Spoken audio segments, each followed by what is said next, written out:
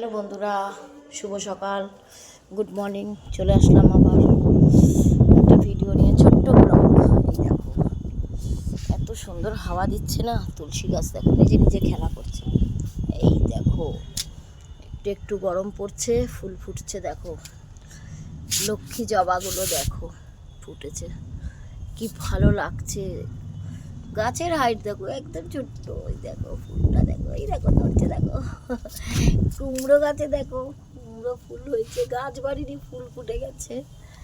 আর এই দেখো জবা, শুধু শুরু হয়েছে আমার জবা ফুল ফোটা। এই দেখো দেখাচ্ছি, এই দেখো সুতো দিয়ে বেঁধে রেখেছে। এই দেখো, আর এইগুলো হচ্ছে পুঁই মিটুই হয়েছে। কলা গাছটা না ঠিকঠাক করে আমাকে করতে হবে, মানে শেকড় হয়ে গেছে, বাড়ছে না। আর এই যে আতঙ্ক হচ্ছে, উড়িয়ে এসছে, ডাল ছেটে দিয়েছি আমি। আর চলো চলো চলো চলো তাড়াতাড়ি চলো। সবেদা গাছ তো তোমাদের দেখিয়েছি, কিন্তু সবেদা হয়েছিল তখন এনেছিলাম, একদম ছোট্ট, 4-5 বছরে এতটা বেড়েছে, কিন্তু ফল ধরছে না কেন বুঝতে পারছি না। এই একটা, আর এই যে